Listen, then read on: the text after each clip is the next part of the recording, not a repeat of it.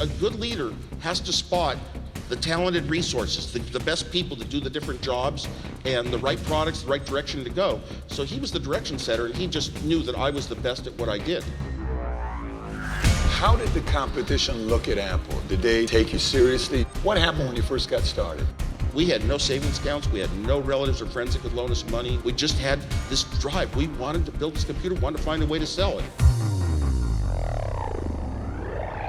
How close were you guys, both of you, of quitting at one point where it got tough, where you said, this may just not work out, we should just give it up and quit and sell off? You gotta believe that you've got the talent inside. You gotta believe it, not just pretend it. I type something else into memory, a yellow dot pops up. I called Steve Jobs over, and that was a eureka moment. We were shaking. This is so big. To become successful in any field, do you have to know everything and everything about it? You've got to have somebody, at least in the company, that has incredible drive, that just, absolutely determined that, you're onto something big and we got to keep moving to get there. And just about everybody in Apple was that way.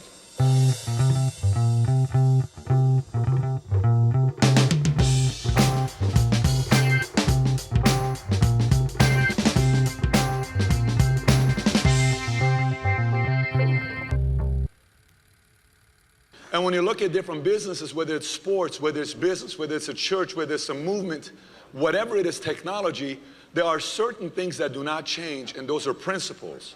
And these guys built a business with principles of work ethic and different things that we'll talk about here today. Let me give you a story about him.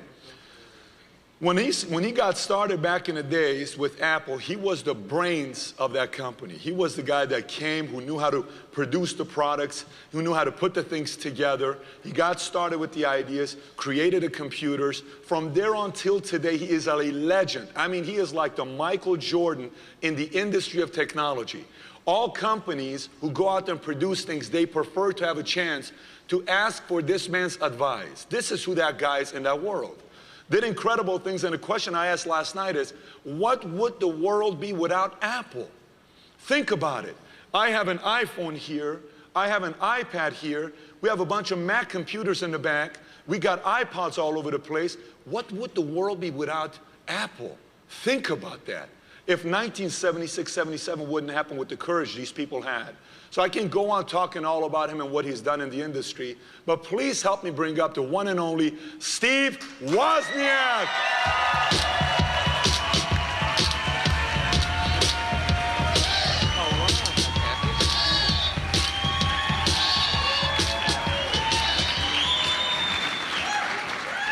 So thank you for joining us. Wow, it's incredible. It's been fun. Did you have fun last night with us, by the way? Had a lot of fun. I didn't realize that the alarm clock in my room had got set 4 hours advanced. So I woke up real early this morning. So I heard, a lot of times when we bring somebody in. But hey, let me say, though, listening to you speak and the speaker we had and the whole event and the awards, I have been to a lot of galas and award events for companies. I have never been to one as good as that. And watching you, I'm just totally sold, because, what you have to do, you're talking about, it's that drive and wanting to do something to make a difference, and you really bring that out in everyone yourself. So. Absolutely. So why don't we start off all the way to the back on how the whole thing got started? Why don't you just tell us how the story on how it got started from the idea to it being where it's at now? Sure. Yeah, I grew up so advanced in electronics and computers that I couldn't afford anything, had no money. But I could design any computer there was in the world in just a couple of days.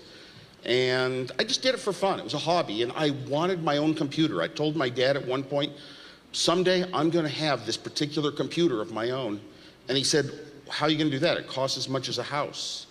And I was sort of stunned because I was young. And I said, well, I'll live in an apartment. So I would rather have a computer of my own that I can just write programs on, even if it's just to play a game, just to solve a chess problem. And eventually what happened was I had a lot of luck doing some extremely exotic design things. I got into the early stages of arcade games, designing games like Breakout for Atari. And I just did that on the side. And I was working for Hewlett-Packard, designing the hottest gadget product in the world, the HP scientific calculators. Changed the world. Within about 5 years, there were no more slide rules sold. Every engineer, every scientist had to have one of these HP calculators, and I got to design them. I had no college degree, but they interviewed me, and I knew so much about it all that they hired me anyway. And while I was doing that, I was designing all sorts of little projects, the video games and terminals that I could talk to computers across the country. And finally, I realized the formula, the day had come when you could buy low enough cost memory chips, low enough microprocessors that did enough. I figured out in my head the formula to building an affordable computer. And I said, wow, this is what I've wanted for 10 years. I've got it. I'm here.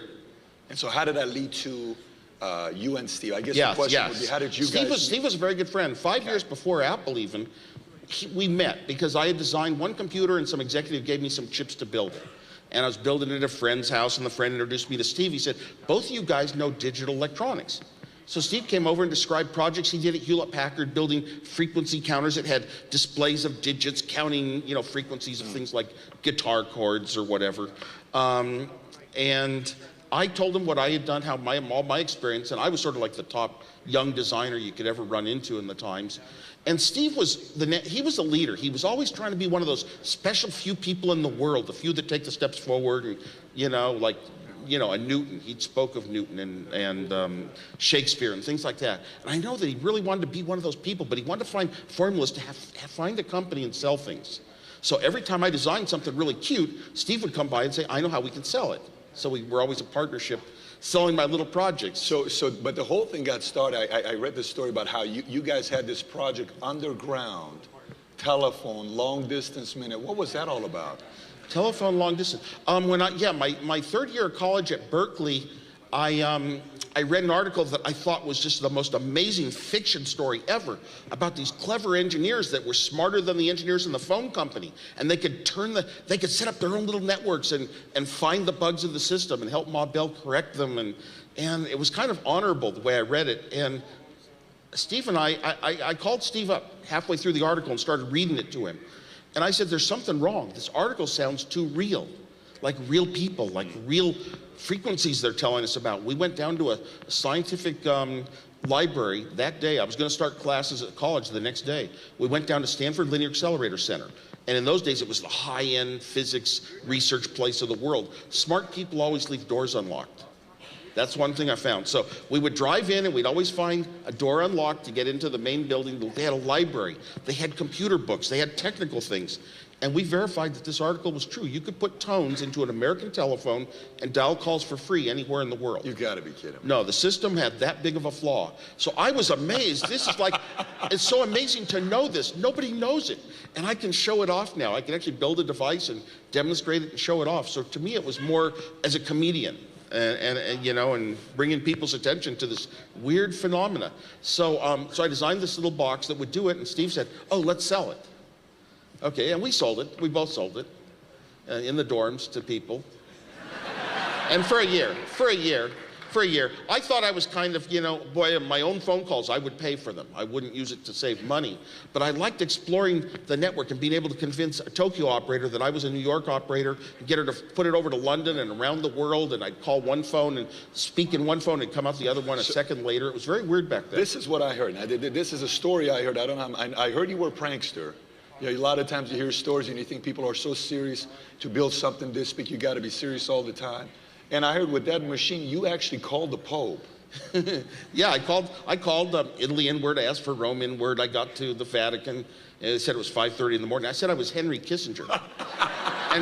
and then, so they said, well, it's 5:30 in the morning, call back later. And I called back at 6:30 in the morning their time. And I used a little bit of an accent to sound a little like Henry Kissinger at the summit with Nixon in Moscow. And the bishop that answered said, I just spoke to Henry Kissinger. Busted. Well, I guess one of the things you see with all the great ones is they push the envelope. And when you look at when you and Steve worked together, it almost seemed like a perfect partnership because of different strengths that you had. Well, Steve was sort of like the leader. He's always looking for ways to turn things into a product or a company, make some money. And if you have a good enough product and make enough money, you can make a better product with that money and go up the ladder. And that was his approach. And a good leader has to spot the talented resources, the best people to do the different jobs, and the right products, the right direction to go. So he was the direction setter, and he just knew that I was the best at what I did. So I was that part of the formula. And I designed all the early Apple computers from scratch. You know, normally you go to college and you learn hardware or you learn software. You're one or the other. I did it all. I did the whole hardware. I wrote the computer programming languages. I did every single bit of the whole computer. That's unbelievable. But I did it not for a company.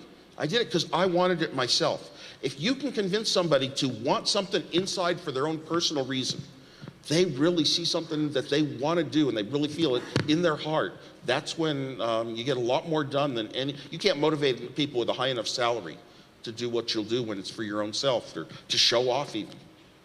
Isn't that amazing? So I guess the question becomes this. To become successful in any field, do you have to know everything and everything about it? Or is it kind of like you got to put a good team together? Wow. You do need some backgrounds of, let's call it education training. You do need those elements. But a person knows how to take the little elements and build on them and formulate, write the book of how you actually put them into play. A person who comes up with the ability to write the book, I think is better than someone who knows how to do it from past experience. Because everything I did at Apple that was an A+ job and that took us places, I had two things in my favor. A, I had no money. That meant I had to figure out ways to do things very inexpensively. I had to get a lot out for the least in. And B, and I was very good at that. And B, I'd never done them before. Every single Apple project, computers, hard disks, everything, I had never designed those things ever in my life. I had had no training in them, but I was so good at taking the little parts, like pieces of wood, to build a building, that I could architect something that was perfect and really better than people that were used to doing it would do. That's unbelievable. Yeah, if I had had experience, I would have designed things with 50 chips instead of 8 chips. Traditionally. Yeah. That's interesting you say that. What did Ronald Reagan recognize you for? I think it was in 1986 or 87? The first National Medal of Technology was created in 1986, I think, and yeah, the president, Ronald Reagan, gave the awards to me and Steve Jobs. We're in the first set of recipients. Because Apple was, really doing a lot of good for the world then, and the economy. That always helps a president. But Ronald Reagan was one of the early presidents that they all speak out. We got to have more emphasis on technology, on innovation. And to me, I thought, wow, they're going to have more math classes and science classes in schools. It's never happened. There's a lot of talk everywhere, but it's very hard. It'll get translated into a couple little projects that are nowhere near what you ever hear of.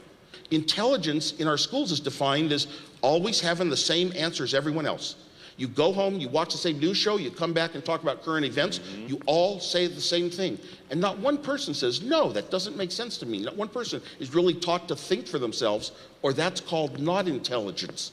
We're taught how to calculate when two canoes will meet on a river. The river's flowing 5 miles an hour.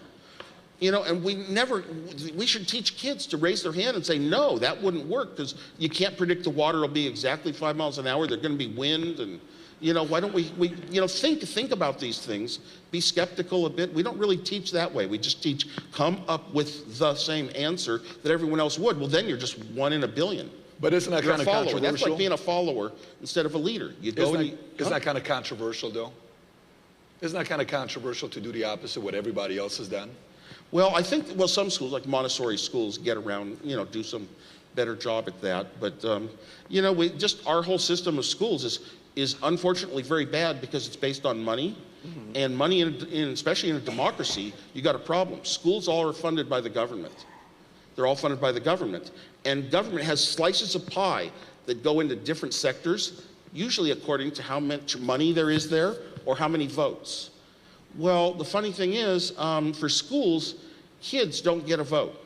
What that translates to is a family of 5 gets no more say than a family of 2. And the family of 2 doesn't want to spend money on schools.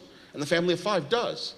So you've got this controversy where you're constantly outvoted by the masses. The kids don't get counted as a vote in the, determining how much money schools are worth and need. So schools are always going to be short of money. Short of money, it means you have to have a large class and everybody doing the same thing, and you can't have any randomness. Well, and I think randomness and even a little misbehavior is really essential to creative people. Well, Steve, I was a kid that had a 4.0 GPA. I followed the system, the rules to the T. Everything I did perfectly. Obviously, I'm being sarcastic with you. I had a 1.0 GPA. I failed most of my classes except math. I love math. That was it. I mean, I could listen to that stuff all day long. But let's change gears. I got a question for you about this.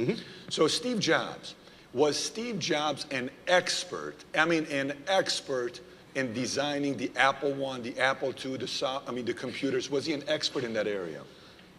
Steve understood it, and he knew how to listen to which people were telling the best stories. He couldn't quite design things. He wasn't quite an engineer level, but he was close to it because of his understanding of electronics. So he wasn't an engineer. I don't think he ever wrote a program, software. So no, but he understood the value of them. But at first it was just mainly what could sell. He could compare to other devices and he knew what would sell. He had worked selling in surplus stores where all these little extra electronic parts came, and he would know how to buy some switches for 6 cents that he could sell to somebody for $6. So was he more a salesman or more a technology guy? What? Was he more a salesman or a technology guy? He was a good mix. You know what? When you have a guy at the top, he's got to be good at sales. Sales is where your income comes from. But he should also be able to, if you've got a guy at the top of a company that understands the technology and can talk to the engineers and not be totally lost and just say, you do what you're doing, I trust you. Yeah, that's good. And he had a good understanding of it, which helped. I mean, although really the story of Apple is a little misunderstood because it's like Steve and I did it ourselves. And we really, with the Apple II computer, we got funding. A guy funded us, an angel, and he joined us. And he had made his money working in marketing at Intel and as an engineer before. And he was a mentor. He was kind of young, but he was wealthy, and he owned as much of Apple as Steve and I did. Same amount of stock. Mike Markle is his name. And he ran our marketing, but he was our mentor. He told us how we would organize the company, what Steve's roles would be, what my role would be. So he was really more responsible for Apple's success than anyone. But he kind of lays out of the picture because Steve and I came from nothing. We had no savings accounts. We had no relatives or friends that could loan us money. We just had this drive. We wanted to build this computer, wanted to find a way to sell it. And, and for a while, we were getting the parts on 30 days credit with no money. And we'd build the computers in 10 days and sell them for cash at the store. So that was how we ran for, a good year with the Apple I computer. Because we had nothing ourselves. The interesting thing I read in Accidental Millionaire about you is you had a full-time job when you started Apple. So you were part-time with Apple, and you had a full-time job while building an Apple company. That's right. I worked for Hewlett-Packard. I loved Hewlett-Packard. I had determined in my life I didn't want to be a high-up, run other people's lives person. I didn't want to get into be political. I didn't want to be a manager. I was going to be an engineer for life, and the greatest engineering company in the country was Hewlett-Packard. Everyone was building products that other engineers used. I mean, that was my life forever. I would never leave Hewlett-Packard. So I made sure when we came up with the Apple computers and Steve suggested starting a company, I tried to talk Hewlett-Packard into doing it. 5 times they turned me down. 5 times they turned me down? 5 times. The first time I spoke of the idea of a little machine for $800, you could type your programs in and see them on your home TV, and they turned it down for some good reasons. Hewlett-Packard couldn't have built the product the right way. When your company culture establishes your product has to be very boring and engineer strictness about it, you can't use normal things that normal people have, like a normal cassette tape recorder to store programs.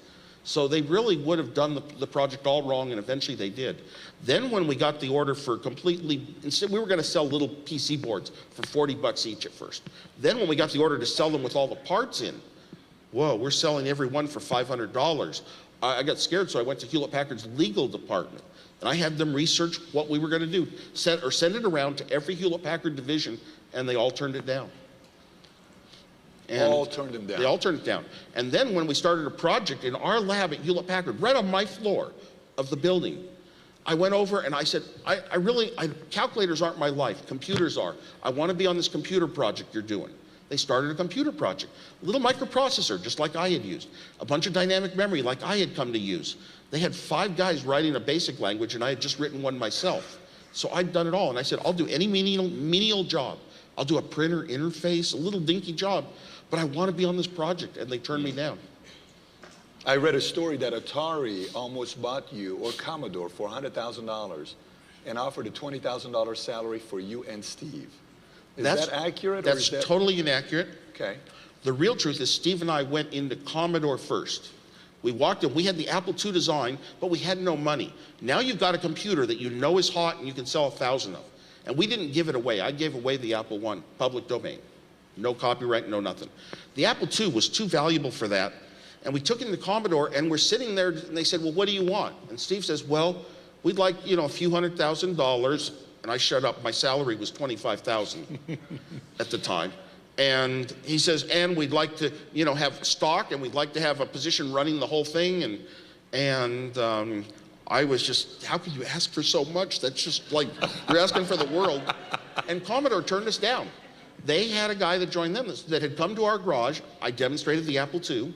And he went to Commodore and said, people don't want color, they don't need graphics, they don't need all these fancy things, they just want cheapness. Isn't that amazing? And the funny thing is, their machine was actually more expensive than ours because it didn't use your home TV. Your home TV is free for output. So Commodore went their own way, and lucky for us, Atari loved us. And they loved the product, but they were about to come out with the first home Pong game ever. They were going to make millions of dollars off this. And they had their hands full. You don't want to divert from the one big project to try to do something new. But eventually, of course, Atari also got into these home computers. So, So that's how Steve and I, we went on a long course to try to get the money. We went to venture capitalists, and they said, you guys are too, we're in our young 20s. We didn't speak business talk. We'd never had business experience, never taken a business course. And then we wound up with the angel, Mike Markle. And that was a big thing once that took place. He saw and believed that this product was going to be one of those categories that was going to be successful and pop up in so many homes and be one of those huge startups that grows to $1 billion in 5 years. Back in those days, money. How many doubters did you guys have? People that doubted that this will never happen. How many what? Doubters? Many doubters. At first, before Steve joined, he was up in Oregon. I was going to a club, a computer club, and people were starting to talk about the revolution that was going to come. They hadn't found the formula to build the right computer yet that could sell to the non-techies, but boy, we were just so gung-ho about how we were going to revolutionize education and communication and calculating the finances for companies and everything. And I forgot what the question was. I think I asked him, what did I ask him, you guys? Doubters. Doubters. How many doubters Okay, so the big doubters? computer companies, like digital equipment, the mini computer companies, all kept saying, oh, it's going to go away. It's going to be a little hobbyist thing. It's not going to be important money-wise. It's not. So there were a lot of official high-level doubters. But eventually, and the analysts were not really predicting it was going to be a big market until just about when we started with the Apple II. The analysts were about to finally concede this home computer market was going to be big. So the first day Apple gets started, how was that all about? How did that whole dream get started, the first day?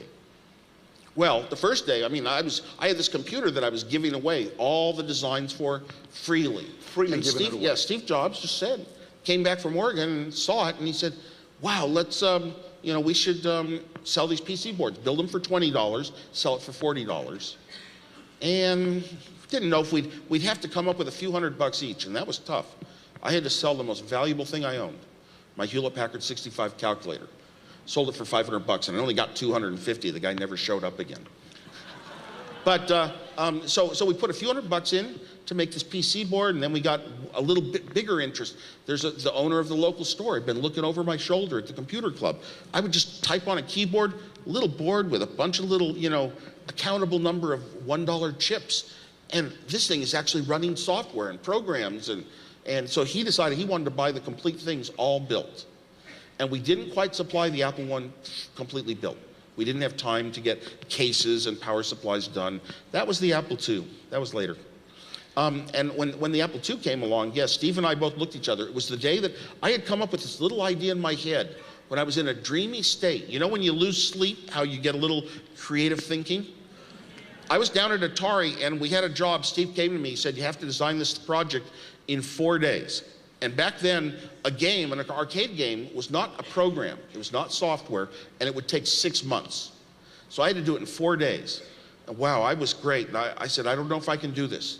We stayed up without sleep for 4 days and nights. We both got mononucleosis, the sleeping sickness, and delivered it. But while my head was sort of half awake and half asleep, I saw this thing on the factory floor of Atari. All the games were black and white TVs.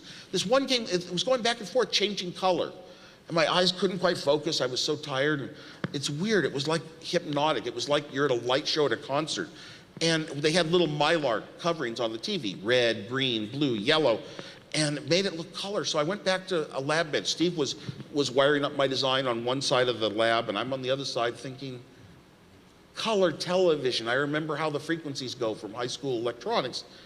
What if and then I came up with this little method of taking a little one chip, digital, putting ones and zeros in it, cycling around 1 0, 1 0, 1 0, up, down, up, down, up, down. I could make it look like color TV. Would it work? It doesn't, it's not the formulas. They have all this complicated calculus and hundreds of parts and $1,000 to generate color, in TV stations. Would this little idea with a $1 chip work? And the day that I actually built it, the first Apple II prototype, and I could type something into memory, and a blue dot pops up on the screen of the TV. I type something else into memory, a yellow dot pops up. I called Steve Jobs over, and that was a eureka moment. We were shaking. This is so big. This is, all the colored games are now going to be on computers. Everything is going to be. So that all started with you, the color. Oh yeah. Oh yeah. That was a really incredible. That's probably my best patent. Kind of amazing, Steve. That. Bringing color to the world. You're not in Kansas anymore. That's why we chose a 6-color logo for our first logo from Apple.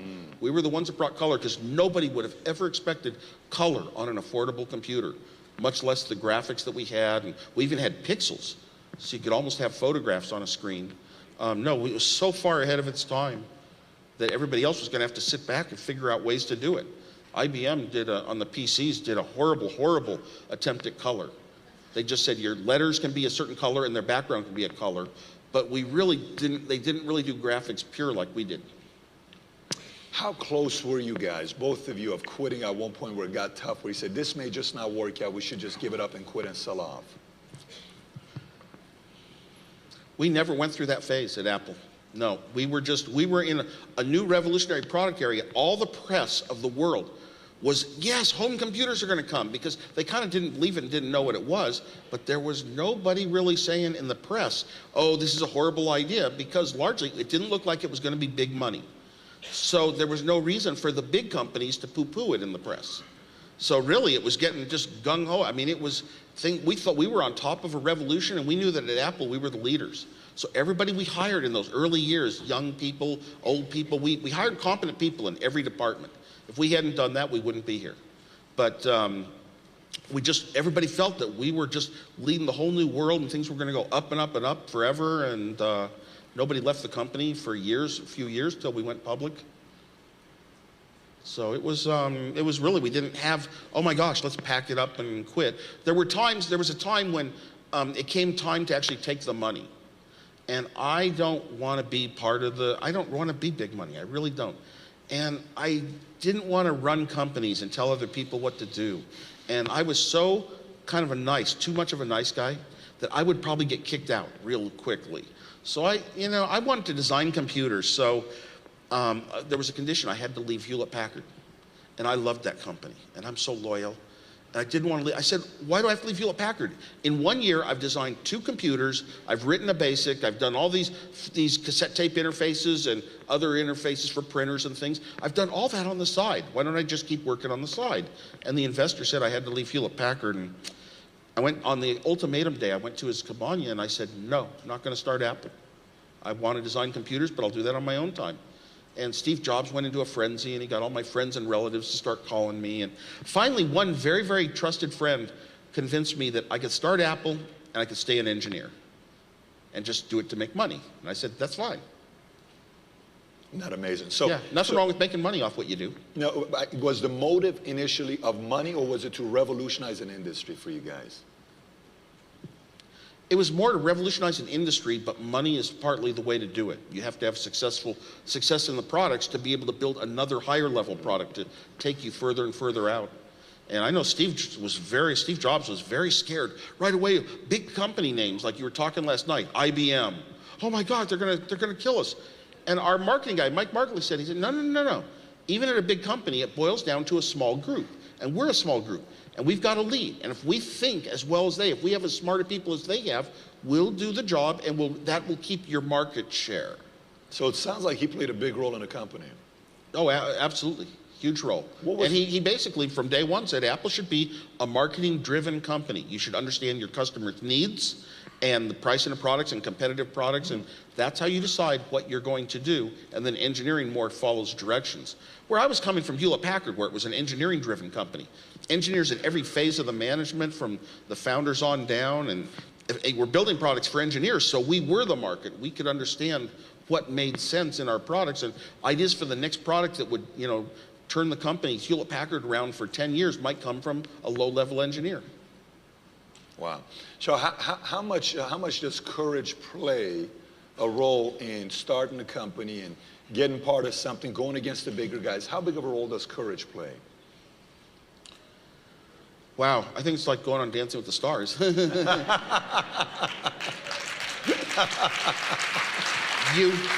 You don't know if you can do it, and you're afraid to fail, but I'll tell you, that drives you to work harder and try harder than you've ever done in your life. You do have to be competent, and you have to seem competent. That's important. You have to appear competent. As far as, we didn't take really great risks. I mean, I sold my calculator. It was my most valuable thing, but I sold it for $500 in theory. And I knew that the next month we were coming out with the HP 67, a better one, and my employee price would be $370. So I didn't take a financial risk. Finally leaving Hewlett-Packard, going out on my own, it was a big risk, but it was a risk with a real strong belief that the product was good. So when we see the company from outside, and we see Apple, and we're using our iPhone, our iPad, all this stuff that we use, when you first got started with the Apple, what was the work ethic like? I mean, how did you guys work with the hours and the sacrifices? How did that take part in this taking place? At first, we had really no such thing as hours. I mean, pretty much everybody was in full daytimes. Of course, when you're a programmer or an engineer, sometimes you don't have something fixed at 5 p.m., 6 p.m., 8 p.m., midnight, 2 a.m. You go home very tired. Maybe you get it fixed, maybe you don't. That's just the life of an engineer. My whole life ever, even when I was just a young student and loved electronics and nothing else, I'd stay up as late as I could when something was close to being done. That's what drives you, especially software. So we just had kind of one room, much smaller than this, and about 5 desks at first, and then 7. Everybody could see everybody. And we got another little tiny office because we hired a guy that the other people didn't like too much, so to get him out of their way. I loved him. He was the guy that, known as Captain Crunch with the blue boxes that called all over the world, had him develop a great phone board that could make a phone call in the early days of modems. Could make a phone call on your phone line. It was before modems, really, or before modems that we know today that can dial. It would dial a call and listen. Is it busy? Is it answering? It could listen to the tones and tell like a human could. And that wasn't going to happen in modems for another 12 years. This thing was way ahead of its time. So it could dial, it could send out tones, and it could listen to tones. And he set it up. He wrote programs where it would dial 5,000 calls a day, trying to crack some codes. Successfully. So work ethic, there's no hours. When you start a gig, there's no such thing as you're working 9 to 5, this and this, and you're working your tail off to start the company off. No, any entrepreneurship, because I've been around so many. I love young people that are like we were, like Steve and I, starting their own little business, and they've got their ideas and hang around them. And to go, you always see it though, they're usually young people. Look at the people who started Apple, look at the people who started Google and Facebook, very young people, just out of college, and there's infinite time in the world. If you're really motivated to do something, you don't have all the obligations of family and expenses and things that take a lot of your, make it harder to come up with that time. Here's a different... That does make a huge difference. You could never add up the amount of hours we would put into these projects. Here's a question about entrepreneurship. You see, one thing I see is, there are very commonalities, similarities between people who win in different fields. What basic principles would you say that is common in order to want to become successful as an entrepreneur? What could you say to the guys here that are here for the first time, maybe saying, if you want to make it as an entrepreneur, this is what you need to do? These days, entrepreneurship is taught as courses in all the colleges, and usually it's a business level course. So you've got all these business guys that, oh my gosh, if I write some ideas down on paper, That's how you go about it, starting a company. And my principle is no. So many people in Silicon Valley got used to write ideas down on paper and then try to get some money, like we can just buy the engineering for it. No, I like the type of entrepreneurship that has actually created working models. Here is an example of something that works the way we want it, and we've built it, and we've got the talented technical people that know how to do it. And I think it should get to that phase. So the entrepreneurship, it's a combination of the business and the technical doers, the technology people. So competence, work ethic, business combined together. Yep, but you've got to have somebody, at least in the company, that has incredible drive, that just, absolutely determined that, you're onto something big and we got to keep moving to get there. And just about everybody in Apple was that way. Just about everybody in Apple was that way. Yeah, we believe we were really going a long ways, making a lot of money in a very short time. Is a big attraction. Wow. So what did you see yesterday when you saw, you're seeing the whole thing taking place, people coming up on stage, going crazy, guys wearing spandex, football jerseys, all this other stuff. I mean, what did you think yesterday, similarities to how Apple was with the fire with us in this industry? You're ahead. PHP's ahead. I have to say.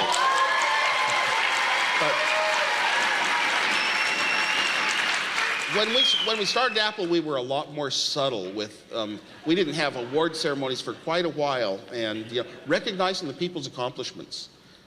There weren't very many of us, there weren't very many engineers. For a while, I was the one engineer. So there wasn't a place to recognize accomplishments.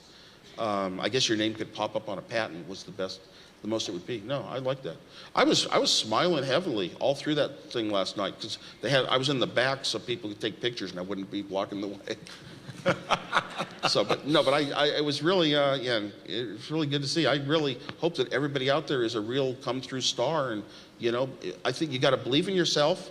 You got to believe that you've got the talent inside, and then you've got to actually present that. You got to believe it, not just pretend it.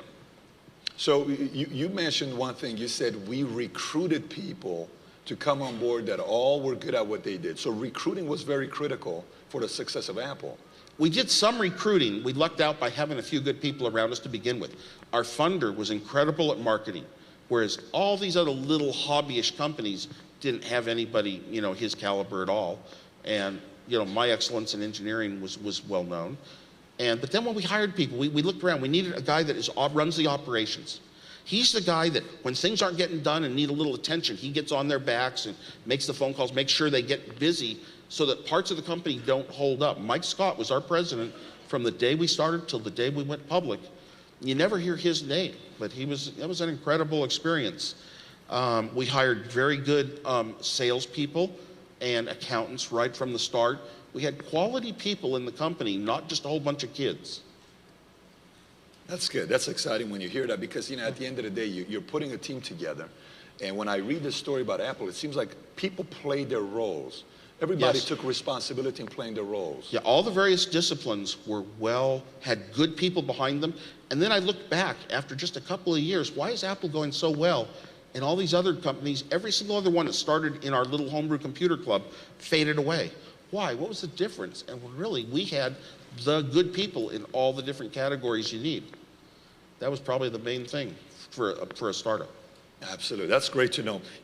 I watched one of your interviews in 1984, and you were at your home. You had your 3 dogs with you. And in this interview, you said this. You said, perhaps once a decade, a very large market, new market, comes from zero up to billions of dollars within a few years. A new group of people come out, right? You said this in an interview. So when these groups come out, what are some of the commonalities these groups have in common that go from zero to $1 billion? I'm not talking about the groups of people as much as I am about the industry. A new industry gets formed, and it might be, color television, and something comes along. Personal computers came along really with Apple.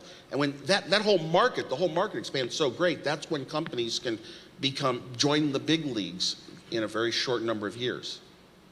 Did you guys initially think you were going to become the big leagues and become this $30 billion company? I mean, powerhouse worldwide. Was that something that you knew this was going to happen, or was it a vision you casted saying, Let's see if this is going to take place. Well, if you asked us a question back then, are you going to be $30 billion in 2010? Whatever, you know, I think I would just invoke exponential laws, or, you know, and say, of course we will, because money will deflate too. Or, you know, there's a lot of different ways to come up with that. But we truly believed within 5 years we would be huge, that there would be computers in every house, that we were going to be one of those companies that doesn't go away, doesn't get consumed by others. We were very individualistic and proud of what we'd done. And boy, now I realize how lucky, how rare that is. Yeah, an awful lot of good companies start out and they seem to have all the right pieces and formulas and still drop off. And it's hard to say why. You know, it's even hard to say why MySpace and Facebook. It sure is. You know, you look at the stories of computer. In the book Accidental Millionaire, it talks about how computers back in early 1900s, the one that was designed, the number they said is 40 tons, roughly. And when they turned it on in Philadelphia, the lights in the entire city went down when it would turn on this computer. To go from a computer that's 40 tons to come and make a PC, that's doing the impossible. You got to be a little bit crazy to think you're going to do something like that. A little bit, that's true, but the world was going down to where the computers were getting smaller and smaller, using less and less power, doing much more work due to advances in technology. The vacuum tubes of the old days took a lot of power. I've got a watch with vacuum tubes in it, and they run on 140 volts. Can we have the camera zoom in on this, by the way? Can we have you guys got to see this phone. Let's have the camera zoom in on this watch. Yeah, when I turn my wrist, it displays hours and minutes. The little 3-volt battery is boosted up to 140 volts to run those vacuum tubes called Nixie tubes, which are the display. And so in the old days, things were high powered. The televisions got hot. You know, you took the tubes down to the grocery store when they burned out. I mean, that was part of our life. Then transistors came along. Silicon Valley was one of the big hearts of transistors. And we had little transistor radios that ran on a small battery, and they could run for a week on it. And then we had chips. And now with chips, you could build larger and larger projects. At first, the military could, you know, make spaceships way less. But eventually, you could build computers out of chips. And then the chips got better and better, and eventually an entire computer was on one chip. And all you had to do was design I/O stuff around it. And so everything got shrunk and shrunk and shrunk, and today we have the iPhone. And it's obviously 1,000,000 times the computer and 1,000,000th the power. It's unbelievable. Yeah. It is unbelievable. But some of those steps along that way could have delayed things if they hadn't happened. So starting Apple, I think, was one of the good steps that really took the world quicker. By spotting little formulas of how to make things at a certain cost. I think that's always the heart of it. It's, you know, if you have the better price, you win. What I got from what you just said right now is the fact that, you know, doing the impossible, yes, somebody's going to do it, because somebody's going to come out there and make something bigger and better anyway. That's what it's meant to be. You know, what does the future hold in technology? What do you think about the future? I mean, we have iPods, iPhones, iPads. What does the future hold with technology? The way we communicate with computers is called input and output. Okay. And it used to be just a big old typewriter, and it would type back to you, a teletype machine. And then it went to the Apple style with just a keyboard and a video screen that could display things. And then we got graphics, a better output style. A picture can sometimes tell the mind something much more quickly. You know, a picture's worth 1,000 words. And it allowed us to then drag things. We got the mouse. But the mouse is remote control. When I want to move something on a table, I use my hand. The mouse was a remote control still. It was a little more human, but a little not perfectly there.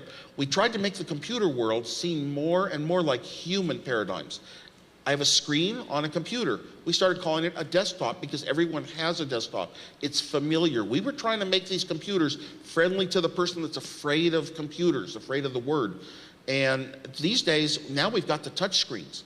I just love it. I love even my iPod Nano watch, just swiping along instead of pressing buttons. It's just much more comfortable the way you use these things. And I don't know why. The body actually, when it feels good about something, I prefer it. And sure, somebody can type things on their BlackBerry, whatever, and do it just as fast, but I don't know. There's a thing that you like, you enjoy the way it works. Now, what I enjoy the most these days, though, is on all my smartphones, both iPhones and Androids.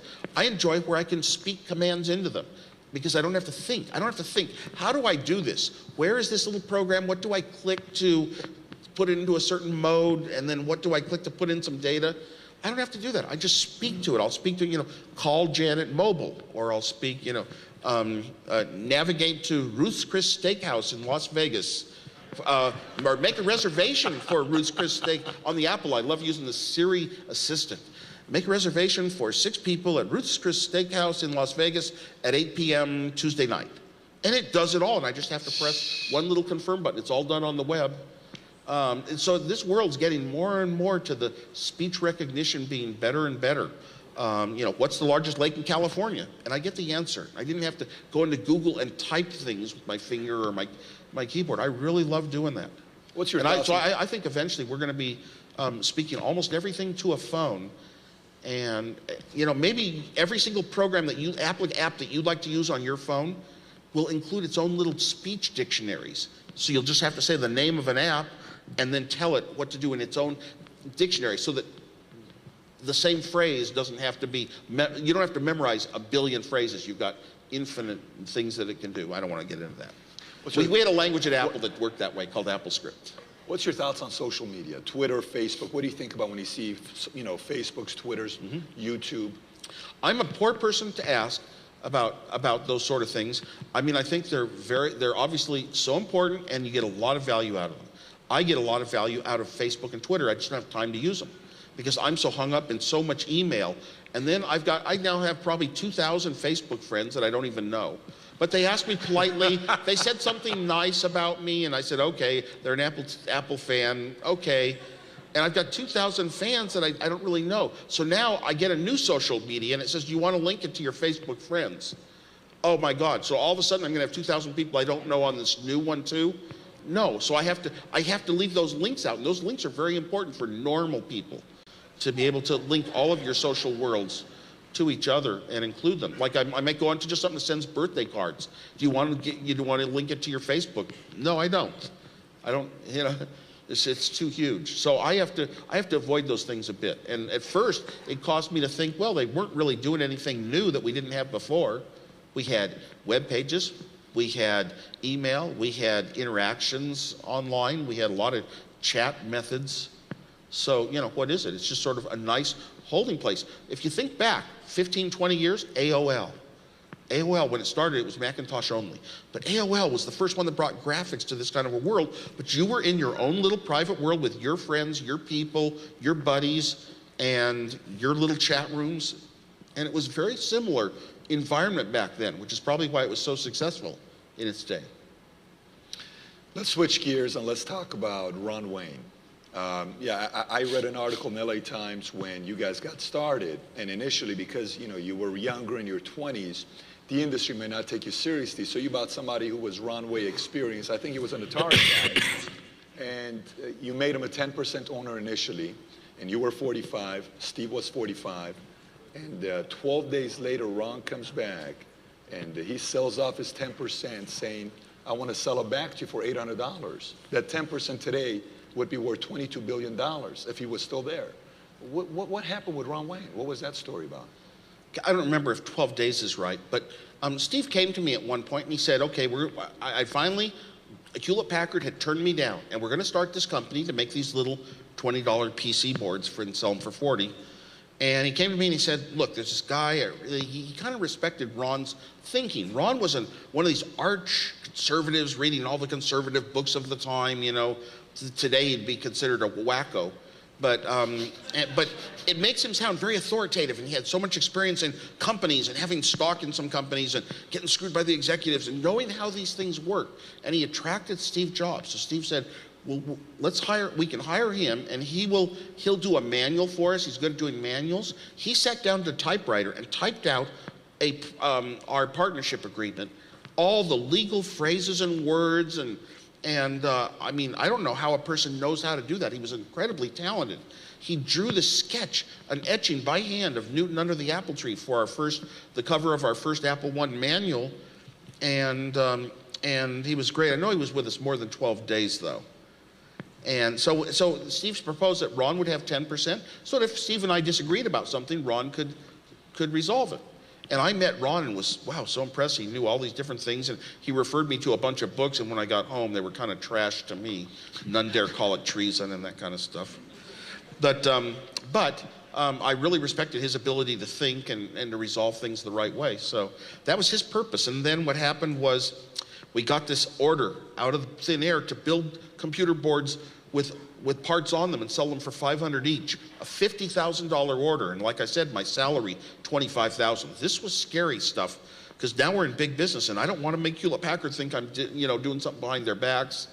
Well, what happened was we'd get the parts on 30 days credit, build them in 10 days, as I said, deliver them to the store. And Ron Wayne figured out that what if something goes bad and we don't get paid? Then who owes the money on the parts? Well, it turns out that Steve Jobs had zero bank account. I had zero bank account, no savings account, no nothing. None of us had any wealthy friends. So Ron Wayne, all of his money would be at stake. So he was taking the 100% of the financial risk for 10% of the company, and it was too flaky, and he sold out. He didn't have a vision. There was a big picture, but it was so early with just the Apple I. It was hard to see where Apple would go. The Apple II really changed the story, and that came about 3 months later. So it takes a little bit of But faith. I think Ron was with us for a few months. He was with you for a few months. Yeah. So what was his reason for quitting outside of that? Did he have outside influence that said, these guys may get sued, these guys may be out of business, these guys may have this? I never heard a reason for Ron quitting. Steve just told me he wanted to sell out. And he walked away from it. So I'm guessing his reasoning would have been good, and he walked away from it, yeah, and very happily. And so is he an Apple fan? I guess that'd be a question. Every time he looks at Apple, that's $22 billion right there. I actually talk to him now and then, and he's a little bit on the poor side, so he can't always afford Apple stuff. Yeah, that's actually what it said in the article. Yeah, it said in the article he now collects stamps and sells coins to supplement his Social Security income. And you hear a story like that, you feel bad because the opportunity was so. But that's so common in other industries as well. People hear a story, they come in, they want to be part of it. Last minute, they get afraid, and they want to walk away from it. Well, let's talk about this last thing, because I know we only got a few minutes here, and let's wrap it up. When did you know, Steve, that you were there with the big boys? You were there where your competitors started saying, okay, you got to be careful with Apple. When did that happen where you guys kind of said, okay, I think we're getting there? Well, what happened was the first killer app, a spreadsheet, came out. And then a spreadsheet made this computer so valuable to any small businessman. Calculate all your income and expenses month by month by month, make a change and see the bottom line months later. That, all of a sudden, the sales shot up 10 times. We went into heavy overdrive to ramp up, and within about a year of that, we had the floppy disk come in. Now we've been in business 2 years, and we were just selling so much that our stock wasn't on the market or anything, but its value was pretty huge. Steve came to me one day and he said, you realize that our stock is worth more than our parents have made in their lifetime? And that was still a very early day. A year later we went public, and that was a huge thing. So, pretty much you know it by the money, how big you are. But of course but nobody ever said for many, many, many years, there was a better computer in that class than the Apple II. And you said you did the Apple II computer, right? Yep. I'm glad you brought that up, because that was a surprise for you. We actually have an Apple II computer. If we can have it come up here, you guys, if we can bring that Apple II computer up here.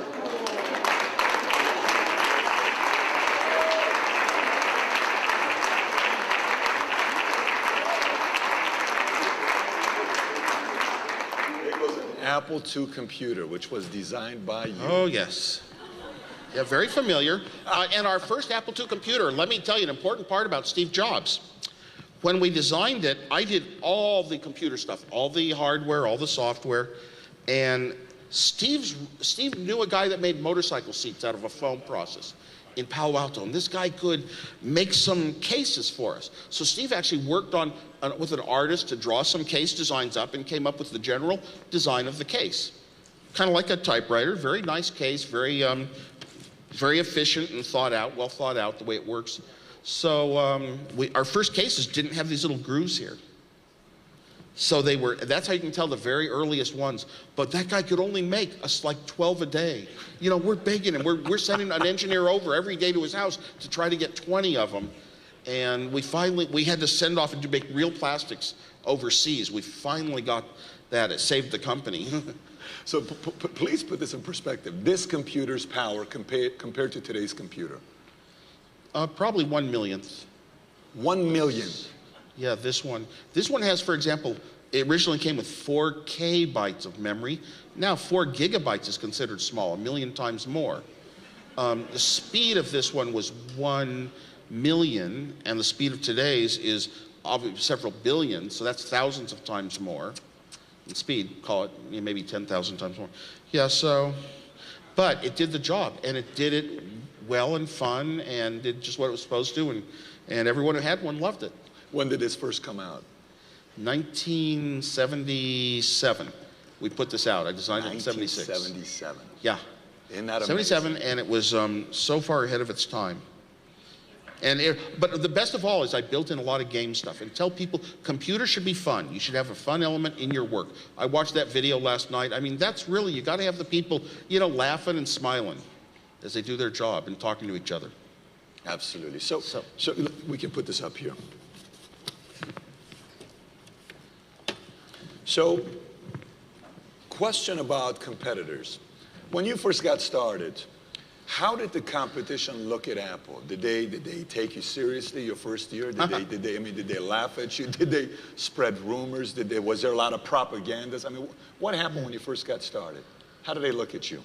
The Apple I was, I developed that and gave it away at the computer club, and it was selling pretty well, and it was really the best little complete computer for the price you could buy. But one company in our club, looking over my shoulder, they had the formula. So they built their next computer with a keyboard and a little video display. It was called the Processor Technology SAW. It became the hot seller using the Intel chips, which I didn't use, and because they were too expensive for me. So it became the hot seller, selling up to 1,000 a month for a brief period. And then we had the Apple II, which we knew was 10 times the computer. That was color, that was graphics, it was games, it was really everything, and we knew we had the hot one, so we knew we'd sell 1,000 a month of it. And we really have no competition for quite a while. It was probably 1 to 2 years. Yeah, we had a couple of early competition products, but like I said, they were just cheap by comparison. They didn't have color, they didn't have graphics. They were limited. Their memory, you couldn't expand it. I built this thing the way people build computers. You could increase the memory. If you don't have enough, you can add more. If you think of a device like a floppy disk, you can add a card connected to a floppy disk. So they weren't expandable, and what happened was when that program, the spreadsheet came out, VisiCalc, this is the only one of those computers, the 3 of them that existed, that had enough memory to run it. So they had to write it for this computer only. So basically everybody else had to go back to the drawing board and make computers that could add floppy disks and things and could add more memory.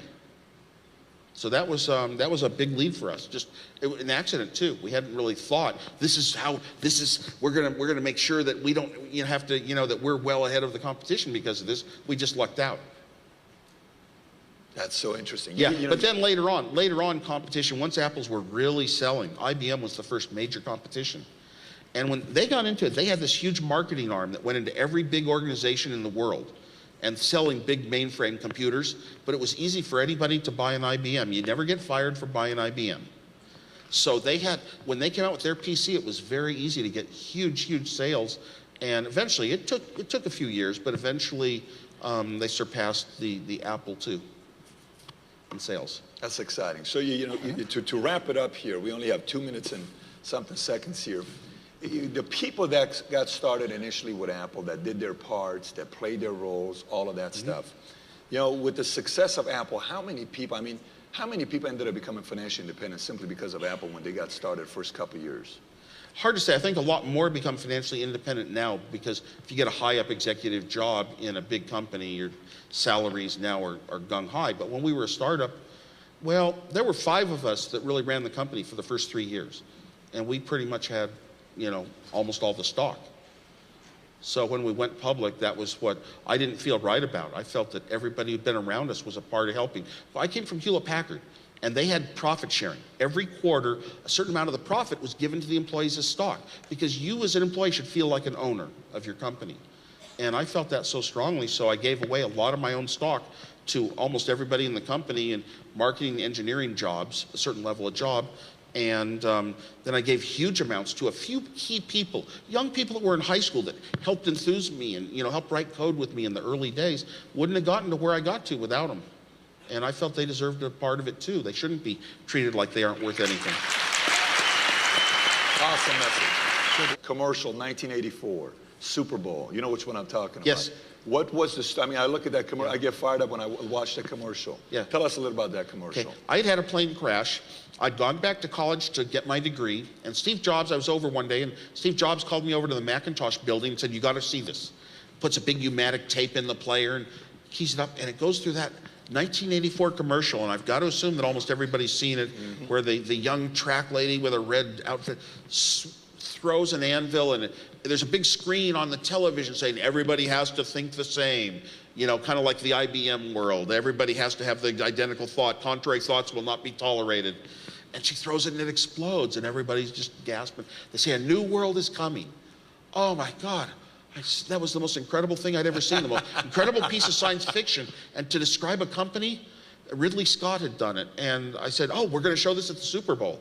And Steve said, no, the board voted against it. I said, why? And he said, well, they had some problems with the meaning, and I didn't get that. He said, and it would cost $800,000. I said, well, by then, Steve and I were worth a bit, maybe a couple million each. And I said, I'll pay half of it if you'll pay half, and we can still show it. And we should, because this is us. And I was so naive, I thought that's how things got done. But eventually it did get shown. The agency that developed that commercial, they deliberately didn't sell off their Super Bowl time. They kept saying, we can't get rid of it, we haven't been able to unload it, but they were really making sure it didn't go. And so we showed the commercial, and that was very lucky. It was it's still rated the best commercial ever.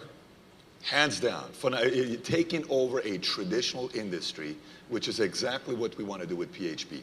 Steve, thank you for joining us here and coming on and spending some time with us. Honored to be part of it.